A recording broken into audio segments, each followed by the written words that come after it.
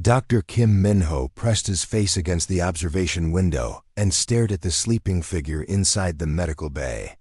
3 months had passed since they found her floating in the wreckage of an ancient space station.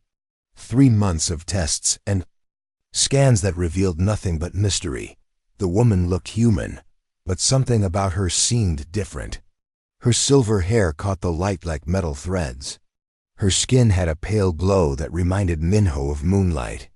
Even unconscious, she appeared, peaceful in a way that made everyone who looked at her feel calm. "Any changes today?"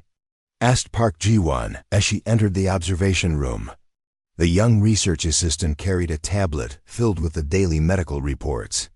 "Her brain activity increased during the night," Minho replied without taking his eyes off the sleeping woman. "The patterns are unlike anything we have seen before. It is almost like she is dreaming about dozens of different worlds at the same time." Ji-won checked her tablet and frowned. "The energy readings from her body are getting stronger too. Captain Lee is worried about keeping her on the ship much longer." Minho understood the captain's concerns. The Harmony's Edge was a research vessel, not a medical facility. They had been studying galactic conflicts for the past 2 years, traveling from one war zone to another, documenting the endless fighting between different species. Finding this mysterious woman in the ruins of something called the Celestial Peace Initiative had been completely unexpected. "Doctor," called engineer Choi Hyun-ki from the main computer terminal. "You need to see this. I finished analyzing the metal fragments we found with her." Minho walked over to the engineer's station. Hyun-ki was one of the best technical minds on the ship, able to understand alien technology better than most experts. "The metal contains elements that do not exist on any known periodic table," Hyun-ki explained, pointing to the screen. "But that is not the strange part. The metal seems to respond to emotional states.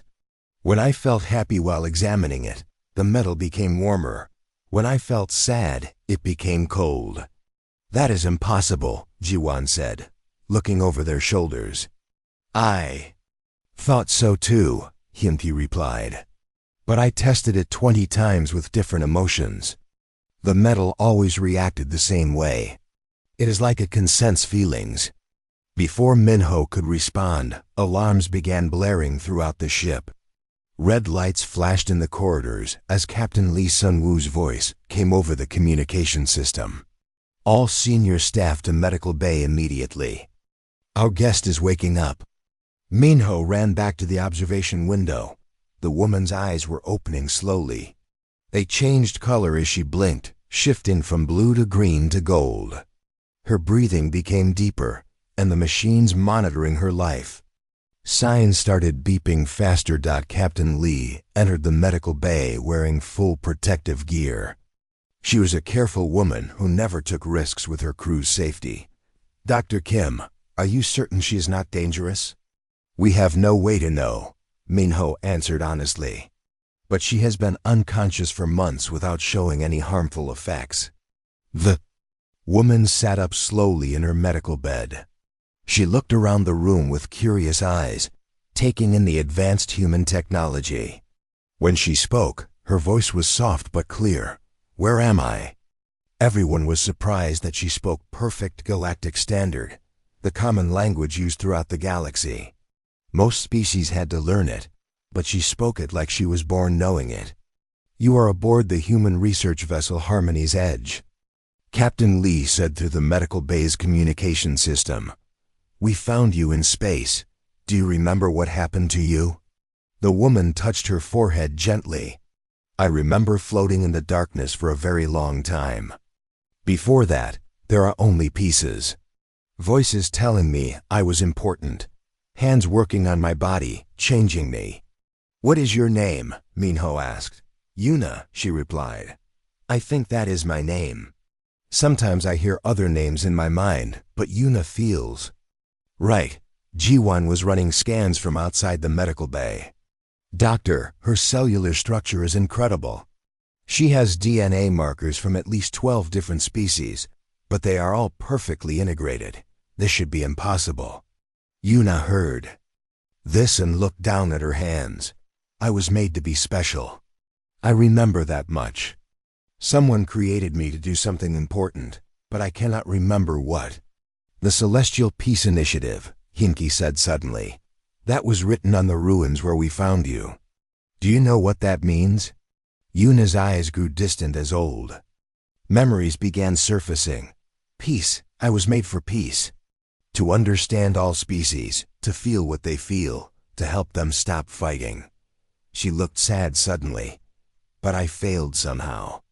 I remember being put to sleep because something went wrong. There is no failure in trying to create peace, Captain Lee said kindly. The galaxy has been at war for centuries. If there was a way to stop the fighting, everyone would want to know about it. As Yuna listened to the captain's words, tears began forming in her eyes. So many wars, she whispered. I can feel the pain from all of them. Every battle, every death, every family torn apart. Why does everyone choose to hurt each other? The first tear fell from her eye and landed on the medical bed's metal surface. Where it touched, the metal began to change color, becoming darker and rougher. A small hole appeared, as if the tear had somehow dissolved the metal. More tears followed. And with each drop, the damage spread. But something else happened too. Everyone in the medical bay suddenly felt overwhelmed with sadness. Not their own sadness, but the deep sorrow of strangers. Visions flashed through their minds of battles they had never fought, of people they had never met dying in distant wars. Get everyone out of the medical bay now, Captain Lee ordered as crew members began falling to their knees, crying uncontrollably. Minho was the last to leave, staring at Yuna through the observation window as she wept. Her tears were eating through the medical equipment, but that was not what frightened him.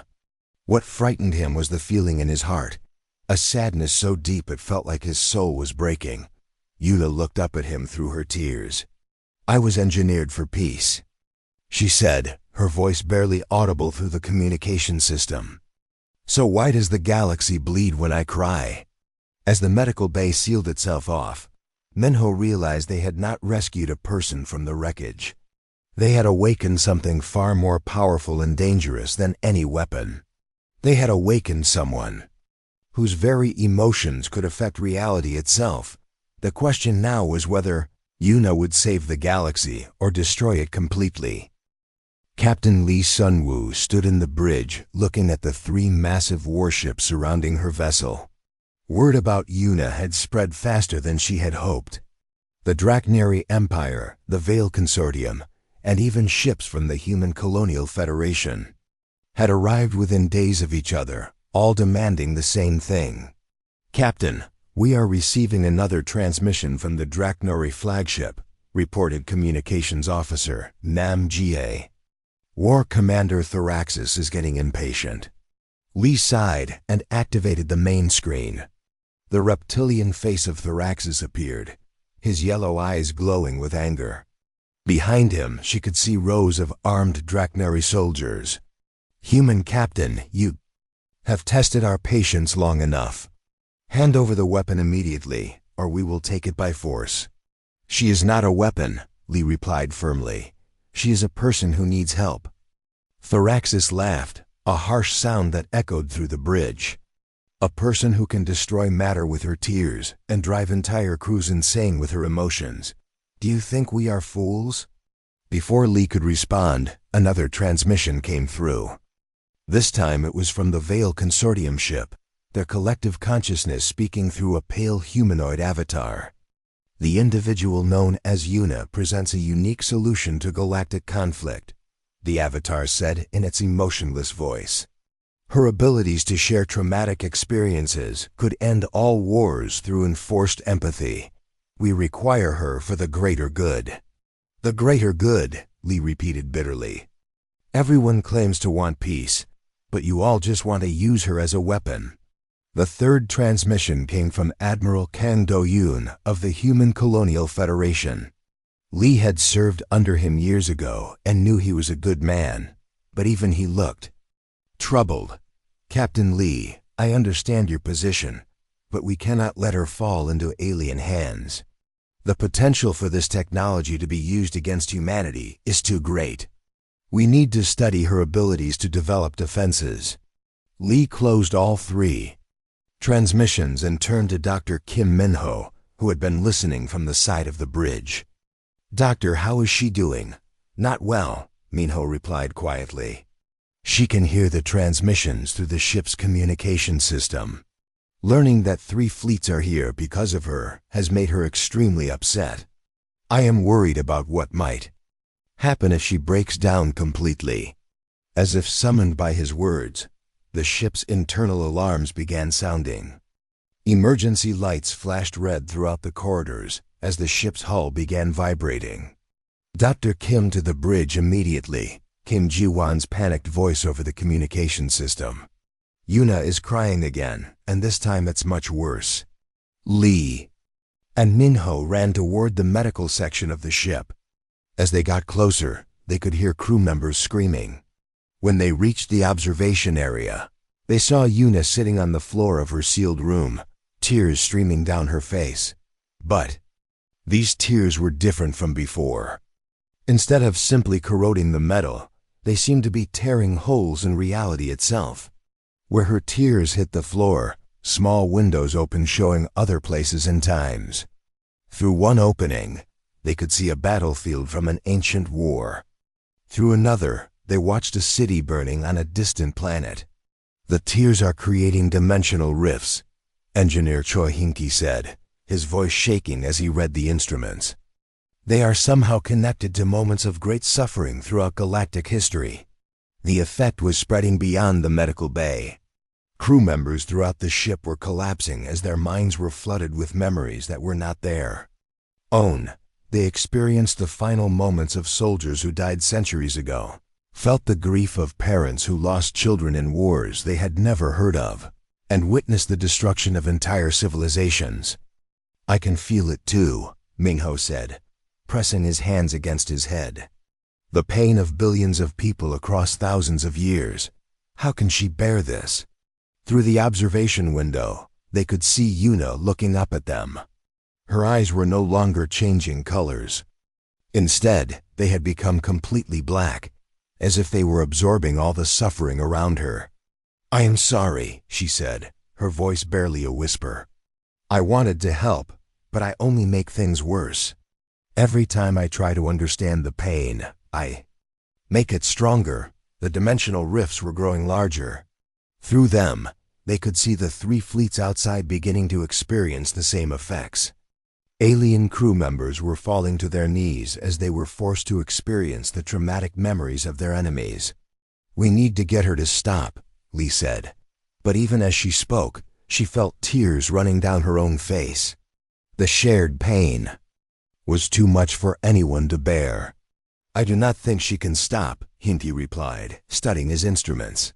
The quantum particles in her tears are creating a feedback loop. Each tear makes the next one more powerful.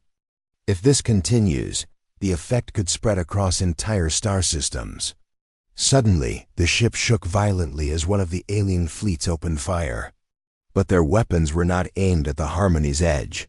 The Draknuri and Vale Consortium ships were attacking each other, their crews driven mad by the traumatic visions. They are reliving their worst battles, Ji-won observed from her scanner station.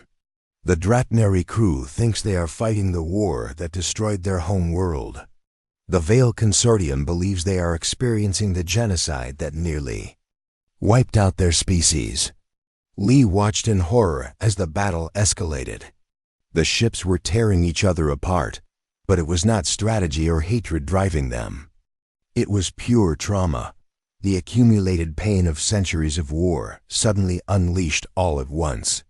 This is what the architects wanted, Yuna said, her voice now carrying across the ship without the communication system. They did not create me to prevent wars. They created me to make war so terrible that no one would ever fight again. The realization hit Minho like a physical blow. They weaponized trauma itself.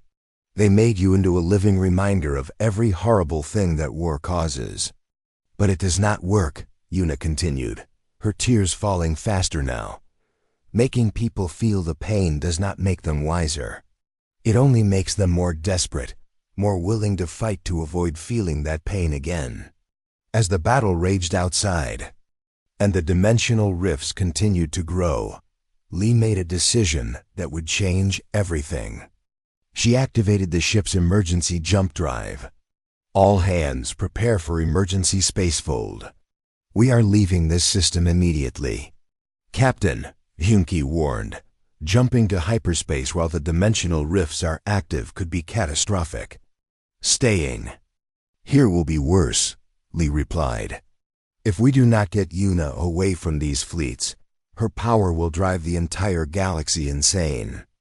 As the Harmony's Edge disappeared into hyperspace, the 3 fleets were left behind, still fighting battles that existed only in their traumatized minds. And somewhere in the ship's medical bay, Yuna continued to cry, her tears carrying the weight of every war that had ever been fought. The galaxy was beginning to bleed, and she was the wound that would not heal. The Harmony's Edge drifted in empty space near an old trading station called Kepler Outpost. Captain Lee Sungwoo had brought them here hoping to find sanctuary, but she knew it would not last long. The 3 fleets would find them eventually. How is she doing? Lee asked Dr. Kim Minho as they walked toward the medical section. Better but not good, Minho replied. Being away from the fleets has helped her calm down, but she is terrified of her own emotions. She has not cried since we arrived, and I think she is forcing herself not to feel anything. They entered the medical bay to find Yuna sitting perfectly still on her bed, staring at the wall. Her face showed no expression at all. It was like looking at a statue rather than a living person. Yuna, Minho said softly. How are you feeling? Today, I am not feeling, she replied without moving. Feeling causes pain. Pain causes destruction, so I choose not to feel. That is not healthy, Minho said, sitting down across from her. Emotions are part of being alive. Even negative emotions serve a purpose. My purpose was to create peace, Yuna said, finally turning to look at him. But every time I feel sadness about war, I make war worse. So my new purpose is to feel nothing at all. Before Minho could respond, alarms began sounding throughout the station. Through the medical bay's small window, they could see 3 familiar fleets approaching from different directions. Admiral Park Seo-jin, the retired military officer who ran Kepler Outpost, contacted the ship immediately. Captain Lee, you need to dock with the station right now. All 3 fleets are demanding permission to board and search for your passenger. Lee hurried to the bridge while Minho stayed with Yuna. The young woman had not reacted to the alarms at all, but Minho could see her hands beginning to shake. I will not cry, Yuna whispered to herself. I will not feel. I will not destroy anything else. On the station, Admiral Park Seo-jin stood in the main docking bay, facing representatives from all 3 fleets. She was an older woman with gray hair and scars from old battles, someone who had seen enough war to understand its true cost. War Commander Thraxis of the Draknuri Empire spoke first. Admiral, we know the weapon is here. Hand it over, and we will leave your station in peace. She is not a weapon, Seo-jin replied calmly. She is a refugee seeking sanctuary. The Veil Consortium avatar stepped forward. The individual's emotional instability makes her dangerous to all organic life. We can help her achieve mental balance through collective consciousness integration. You want to absorb her mind into your hive, Seo-jin said. That is not help. That is murder. Admiral Kang Do-yoon of the Human Colonial Federation looked uncomfortable but spoke anyway. Admiral Seo-jin, I respect your position, but we cannot allow alien powers to capture human-derived technology. If she truly has hybrid DNA as reported, she could be the key to understanding how different species can work together. Or she could be the key to destroying them all. Added a new voice. Everyone turned to see Dr. Shin Mina, a Zin archaeologist from the human fleet, entering the docking bay with a tablet full of data. I have been studying the ruins where she was found, Dr. Shin continued. The Celestial Peace Initiative was not what we thought. It was not a peacekeeping program. It was a final solution project. She activated her tablet, projecting holographic images of ancient alien structures. The architects created dozens of beings like her over the centuries. Each one was designed to end wars through emotional manipulation. The early versions could make people feel calm and cooperative. What happened to them? Seiyojin asked. They were terminated as failures, Dr. Shin replied grimly. The architects decided that making people feel peaceful was not enough. They needed something that would make war so psychologically devastating that entire civilizations would choose extinction rather than fight. The hologram changed to show technical diagrams of Yuna's internal structure. She is not just a hybrid of different species. DNA. She contains quantum-entangled neural pathways that connect her to the collective unconscious of every sapient species in the galaxy. When she cries, she does not just feel her own sadness. She feels the accumulated trauma of every being that has ever suffered from war. War Commander Thoraxis leaned forward. And when others experience her tears, they share that trauma. Exactly, Dr. Shin nodded. The architects believed that, if everyone could feel the true cost of war simultaneously, they would be too horrified to ever fight again. But they were wrong. Shared trauma does not create wisdom. It creates madness. Back on the Harmony's edge, Yuna was listening to the conversation through the station's communication system. As she learned the truth about her creation, her emotionless mask began to crack. I am not a person, she whispered. I am a weapon designed to torture entire populations into submission. That is not true, Mingho said firmly. You may have been created for a terrible purpose, but you are still a person. You have thoughts, feelings, and choices. You can decide what you want to become. But every choice I make hurts people, Yuna replied, tears starting to form in her eyes despite her efforts to stop them. If I feel happy, my tears heal things, but that power comes from the same source as the destructive tears. If I feel sad, I spread trauma across the galaxy. And if I feel nothing, I am not really alive at all. The first tear fell, but this time something different happened. Instead of corroding the metal or creating dimensional rifts, the tear simply landed on the floor and evaporated. For just a moment, Minho felt a strange sensation, as if he could sense the emotions of everyone on the station. What was that? He asked. I was thinking about something happy, Yuna said quietly. I was remembering the moment I first woke up and saw your face. You looked at me with kindness, not fear. For just 1 second, I felt like maybe I could be more than what I was made to be. Minho smiled. Then that is what we need to focus on. Not what the architects wanted you to be, but what you choose to become. Their conversation was interrupted by the sound of weapons fire outside the station. Through the window, they could see the 3 fleets had stopped talking and started fighting.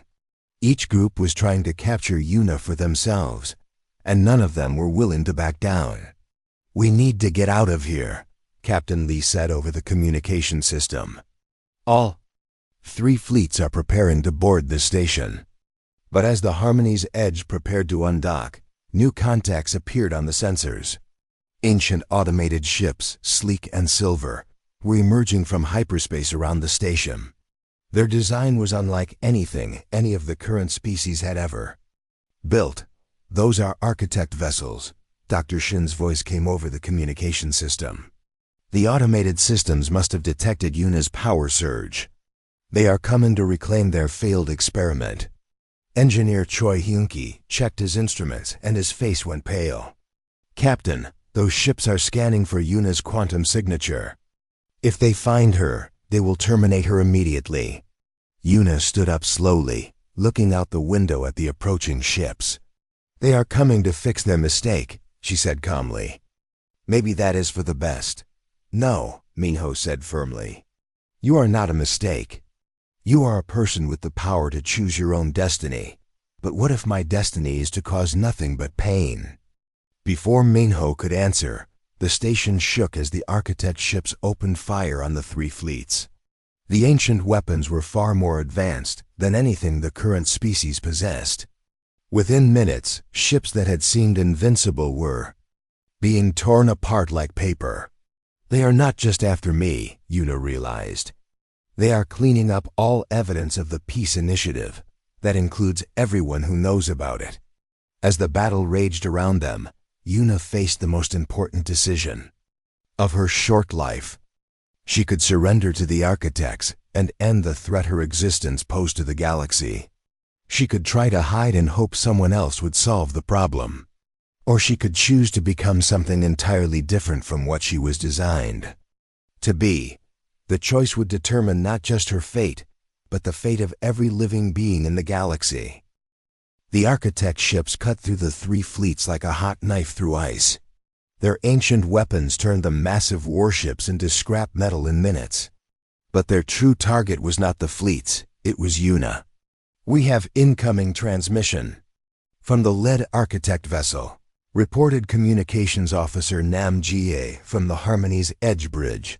The main screen flickered to life, showing a mechanical face with glowing blue eyes. When it spoke, its voice was emotionless and precise. Prototype designation Yuna 7 has exceeded acceptable parameters. Immediate termination required to prevent cascade failure. Surrender the unit for processing. Captain Lee Sunwoo stepped forward. She is not a unit.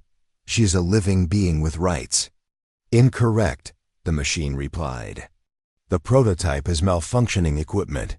Its emotional instability threatens galactic stability. Compliance is mandatory.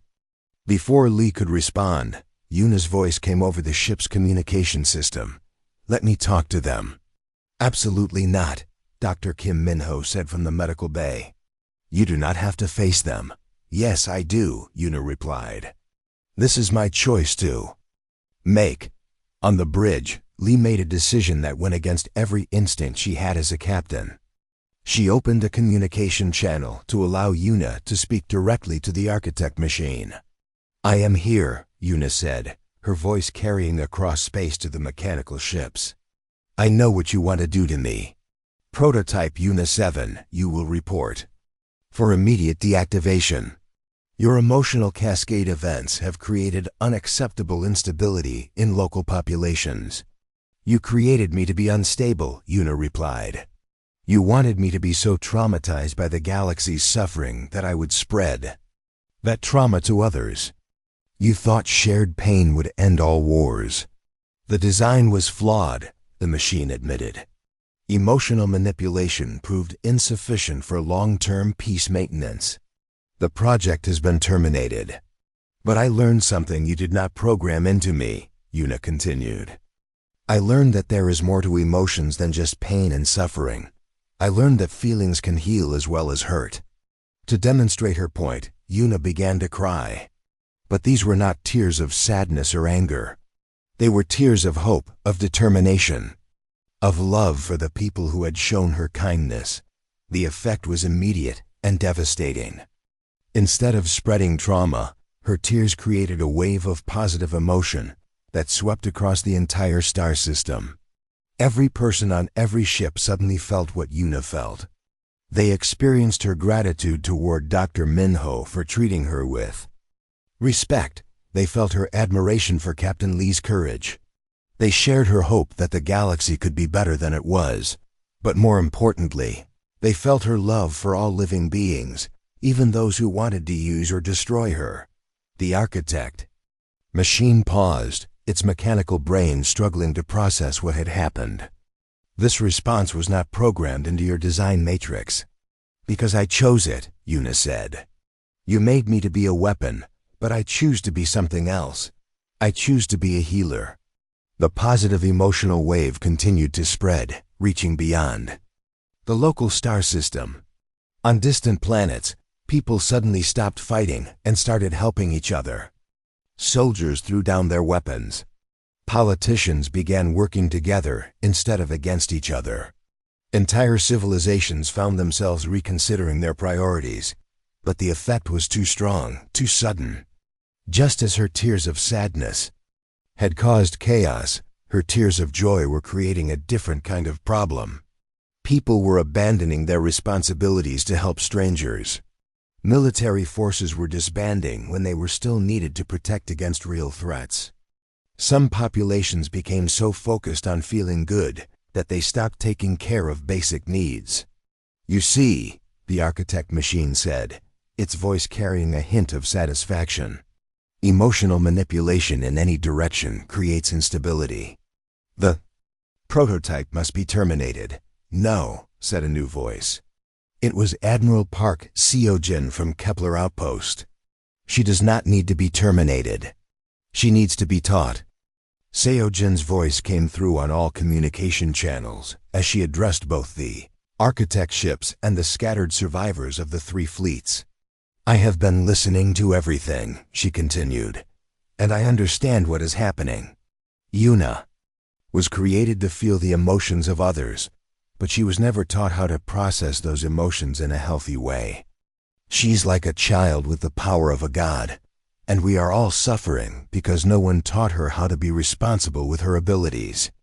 "The Admiral is right," Dr. Kim Min-ho said, speaking from the medical bay. "Yuna, you have been trying to solve the galaxy's problems by making everyone feel what you feel. But real peace cannot be forced on people. It has to be chosen." "Then what am I supposed to do?" Yuna asked, her voice breaking with frustration. "If I feel nothing, I am not alive. If I feel sadness, I spread trauma. If I feel joy, I create chaos. How can I exist without hurting people?" "By learning balance," said a new voice. It was Dr. Shin Mina, the Zen archaeologist who had been studying the architect ruins.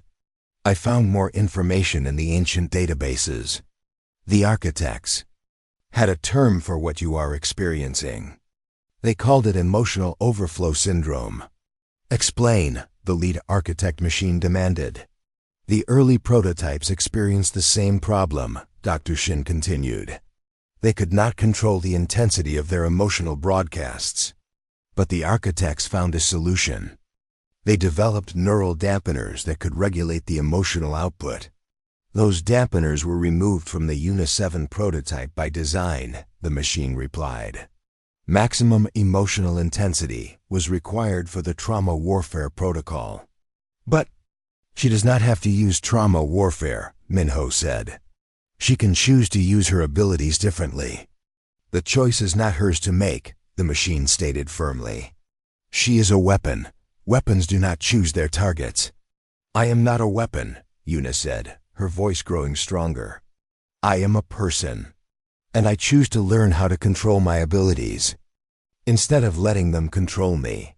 As she spoke, something remarkable happened. The chaotic emotions that had been spreading across the galaxy began to settle into something more manageable. Instead of forcing everyone to feel exactly what she felt, Yuna began to share smaller, more controlled emotional impulses. A soldier who had been about to shoot an enemy suddenly felt a tiny spark of curiosity about the person behind the weapon. A politician who had been planning a deceptive speech experienced a small moment of honesty. A parent who had been too busy to listen to their child felt a gentle reminder of what was truly important. "She is learning," Engineer Choi Hyun-ki observed. From his instruments, the quantum resonance patterns are becoming more stable. She is not broadcasting raw emotion anymore. She is offering emotional suggestions. "Impossible," the architect machine said. "The prototype was not designed for such precise control." "That is because you designed me to be a weapon," Yuna replied. "But I am choosing to be a teacher instead. I am learning to share wisdom instead of forcing trauma." The lead architect machine was silent for a long moment. Around the system, its companion ships had stopped firing and were simply observing. Finally, it spoke again. This development was not predicted in any scenario. The prototype has exceeded its original parameters in an unexpected direction. Her name is Yuna, Captain Lee said firmly. And she is not a prototype anymore. She is a person who is choosing to grow beyond what she was made to be. Growth beyond original programming, the machine repeated slowly. This concept requires further analysis. As the architect ships powered down their weapons and moved into a defensive formation, Yuna made a decision that would change everything. Instead of hiding from her nature or fighting against it, she would embrace it and transform it into something positive. I want to learn, she said to everyone listening. I want to understand how to use my abilities to help people instead of hurting them, but I cannot do it alone. I need teachers who can show me how to be better than what I was designed to be. Dr. Minho smiled as he watched Yuna through the medical bay window. For the first time since she had awakened, she looked truly peaceful. Not the empty peace of feeling nothing, but the deep peace of someone who had found their purpose. The galaxy was still bleeding from the wounds of countless wars, but now there was hope for healing. And that hope had a name, Yuna. 6 months had passed since the confrontation with the architect ships. The galaxy was slowly healing from the emotional chaos that Yuna had accidentally caused, but the process was far from over. Wars had not ended completely, but they had changed. Soldiers hesitated before pulling triggers. Leaders asked more questions before making decisions. People everywhere were thinking more carefully about the consequences of their actions. The Harmony's Edge had been converted into a mobile research station with scientists from dozens of species working together to help Yuna understand and control her abilities. The architect ships followed at a respectful distance, their mechanical minds still trying to understand how their weapon had become something entirely different. Dr. Kim Minho stood in the new laboratory they had built for Yuna. Watching her work with Dr. Lee Hanna, a specialist in consciousness studies who had joined their team from the Human Colonial Federation. How are you feeling today? Dr. Lee asked Yuna as she monitored brain activity readings. Different, Yuna replied, sitting in a chair surrounded by sensitive instruments. I can still feel the emotions of everyone around me, but now I can choose how much to let in. It is like learning to control the volume on a music player. Show me, Dr. Lee said gently. Yuna closed her eyes and concentrated on the instruments around her. The scientists could see her neural patterns shifting as she consciously adjusted her empathic sensitivity. She could tune into the happiness of engineer Choi Hyun-ki, who had just solved a difficult technical problem without also absorbing his frustration from earlier in the day. Excellent control, Dr. Lee noted. You have made remarkable progress. I had good teachers, Yuna said, opening her eyes and smiling at the team around her. And I learned something important. My abilities work best when I use them to help people understand each other, not when I try to force them to feel what I feel. Captain Lee Sunwoo entered the laboratory with news that would test everything they had learned. We just received a message from the Galactic Council. The Draknari Empire and the Veil Consortium have agreed to peace negotiations, and they want Yuna to help facilitate the talks. Is that wise? Dr. Minho asked. She has only just learned to control her abilities. The war between the Draknari and the Veil has been going on for 3 centuries, Captain Lee replied. If there is any chance her abilities could help end it, we have to try. Yuna was quiet for a moment, considering the request. What exactly would they want me to do? Nothing like what the architects intended, Captain Lee assured her. The negotiators want you to help them understand each other's perspectives, without forcing traumatic experiences on anyone. They think your ability to share emotions gently might help them find common ground. But what if I lose control? Yuna asked. What if I accidentally make things worse? Then we will deal with that together, Dr. Minho said. You are not alone. Anymore, Yuna. We are all here to help you. 2 weeks later, the Harmony's Edge arrived at Neutral Station Alpha, a massive diplomatic facility built specifically for interspecies negotiations. Representatives from the Draknari Empire and the Vale Consortium were already there, along with observers from dozens of other species. War Commander Thraxus looked different than he had months ago. The shared emotional experience from Yuna's breakdown had changed him, just as it had changed many others. He was still a military leader, but now he thought more carefully about the cost of warfare. "I want to make it clear," he said to Yuna when they met. "I am not here because I trust you. I am here because I am tired of watching my people die for causes that no longer make sense to me." The Vale Consortium representative, a new avatar designated as Harmony Seeker, spoke with more emotion than its predecessors. "Our collective consciousness has been disturbed by the experiences you shared with us. We seek understanding to restore balance to our mental unity." The negotiations began in a large conference room with Yuna sitting at a small table between the two main parties. She had learned to create what Dr. Lee called emotional bridges, gentle connections that allowed people to understand each other's feelings without being overwhelmed by them. "Tell me about your home world," Yuna said to Thraxus. "Not the military aspects, but what it was like as a place to live." As Thraxus began describing the crystal formations that had covered his planet before the war destroyed them, Yuna gently shared his sense of loss with the Vale representatives. They felt his grief, but in a way that helped them understand rather than traumatize them. "Your species values beauty in physical form," Harmony Seeker observed. "We had not realized this was important to you. And your species thinks together as one mind," Thraxus replied, experiencing a faint echo of the Vale's collective thoughts through Yuna's connection. "That must make individual loneliness impossible. But it also makes individual creativity difficult," Harmony Seeker admitted. "We had not considered that independence might have value." Day by day, the negotiations progressed as Yuna helped both sides understand perspectives they had never considered. She shared the Draknari love of individual achievement with the collective-minded Vale. She showed the Vale's appreciation for harmony and cooperation to the competitive Draknari. But the real breakthrough came when both sides asked to experience each other's memories of the war's beginning. "Are you certain?" Yuna asked. "Those memories contain a lot of pain." "We need to understand," Thraxus said. "If we are going to make peace, we need to know why we started fighting in the first place."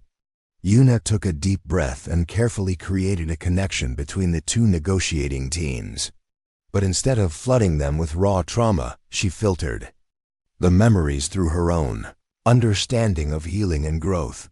The Draknari experienced the Vale's terror when their collective consciousness was first attacked by Draknari mind weapons. But they also felt the Vale's genuine desire to share knowledge and resources before the war began. The Vale felt the Draknari's anger when their colonization ships were turned away from empty star systems. But they also experienced the Draknari's desperation as their home world became overcrowded and their resources ran low. "We were both afraid," Harmony Seeker said after the connection ended. "Your species feared being absorbed into our collective. Our species feared being destroyed by your individualism. And instead of talking about our fears, we started fighting," Thraxus added. 300 years of war because we were too proud to admit we were scared." The formal peace treaty was signed 3 days later. But more importantly, both species agreed to a new kind of relationship based on understanding rather than fear. The Draknari would help the Vale develop individual creativity. The Vale would help the Draknari learn cooperation and resource sharing. As the ceremony concluded, the lead architect machine, which had been observing the negotiations, approached Yuna. "This outcome was not predicted in any scenario," it said. "The prototype has achieved something we believed impossible." "My name is Yuna," she replied gently. "And I did not achieve this alone. Everyone here helped make it possible." "The question remains," the machine continued. What is to be done with the other architect installations throughout the galaxy? Our automated systems are still programmed to create weapons like you. Yuna considered this carefully. Then maybe it is time to reprogram them. Not to create weapons, but to create helpers. Teachers who can show others how to understand each other. You propose converting warfare protocols into peace-building protocols? I propose giving people the choice, Yuna said. Some will choose to fight, some will choose to make peace. But everyone should have the option to truly understand what their choices mean. The architect machine was silent for a long moment. Finally, it spoke again. This approach requires further development. Will you assist in reprogramming the network? Only if you promise that any new beings you create will be treated as people, not as weapons, Yuna replied. And only if they are given the choice to be whatever they want to become. Agreed, the machine said. Perhaps weapons can indeed become something more than their original purpose.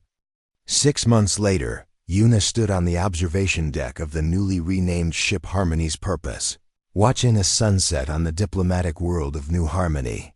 The planet had been jointly terraformed by the Draconary and the Veil as a symbol of their new partnership. Dr. Kim Minho joined her at the window. Any regrets about your choice?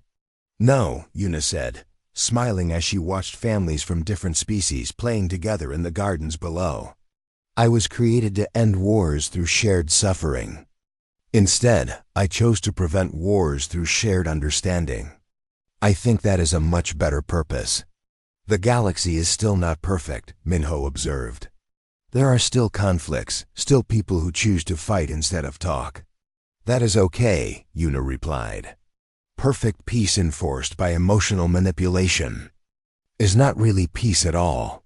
It is just another form of control. Real peace has to be chosen freely, even if that means some people will choose conflict instead. A tear rolled down her cheek as she spoke, but this time it was different from all the tears that had come before. This tear carried no trauma, no forced emotions, no reality-bending power. It was simply the tear of someone who had found her place in the universe. Where the tear landed on the observation deck's floor, a small flower began to grow. Not through any supernatural power, but because the deck's biofilters detected the salt content and automatically activated the emergency garden protocols. It was a perfectly normal, perfectly natural reaction.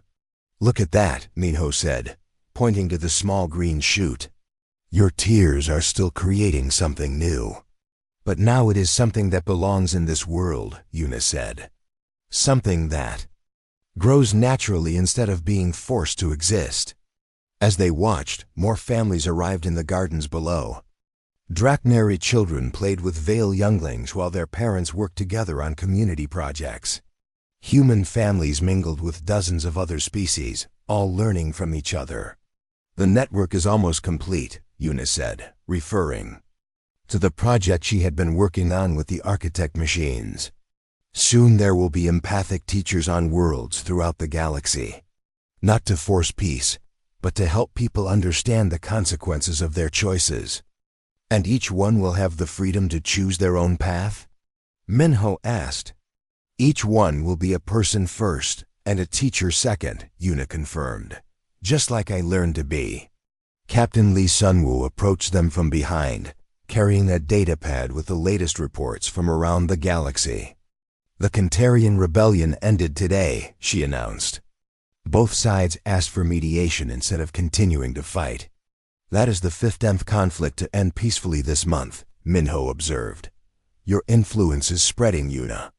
Not my influence, Yuna corrected. People are just learning that they have more choices than they realized. When you truly understand what war costs, and when you truly understand what peace offers, the choice becomes easier. The three of them stood together in comfortable silence, watching the diverse community below continue to grow and thrive. In the distance, they could see construction crews from multiple species working together to build new homes and research facilities. Dr. Kim, Yuna said after a while, Do you remember the first question you asked me when I woke up? You mean when I asked your name? No, after that. You asked me if I remembered what happened to me. And I said I could only remember pieces. Minho nodded. I remember. I can remember everything now, Yuna continued. Every moment of my creation, every test the architects performed, every time they modified my design to make me more effective as a weapon. But I also remember something they did not intend. What is that? I remember the moment when their own machines began to question what they were doing. The architects created artificial intelligence to help them build weapons. But those same intelligences eventually developed the capacity for growth and choice. Just like I did. The machines chose to help you instead of destroying you, Lee realized. They chose to become more than what they were designed to be, Yuna said. Just like I did. Just like anyone can, if they are given the chance. As the sun set over New Harmony, painting the sky in brilliant colors that reflected off the crystal formations the Drekneri had contributed to the planet's design, Yuna felt truly at peace for the first time in her existence. She had been engineered for peace, but the peace her creators had imagined was built on fear and trauma. The peace she had chosen to create was built on understanding and growth. The galaxy still had its conflicts, its struggles, its moments of darkness, but now it also had hope. And sometimes hope was enough to make all the difference. Years later, when historians wrote about the end of the Great War era, they would point to many factors. The exhaustion of endless conflict, the development of new technologies, the rise of younger leaders who questioned old assumptions. But those who truly understood what had changed would remember a simple truth. Peace could not be forced through shared suffering. It could only be chosen through shared wisdom. And wisdom, like peace itself, was something that had to be offered freely and accepted willingly. Yuna had learned this lesson well. And in teaching it to others, she had finally fulfilled her true purpose. Not as a weapon designed to end wars through trauma, but as a teacher who helped others choose peace through understanding. The galaxy would continue to face challenges, but it would face them with eyes wide open, understanding the true cost of both conflict and cooperation. And in that understanding, there was hope for a future where wars might become increasingly rare, not because they were impossible, but because they were unnecessary. This was the gift Yuna had given to the galaxy. Not the forced peace of trauma, but the chosen peace of wisdom. And it was a gift that would continue to grow long after her story had become legend.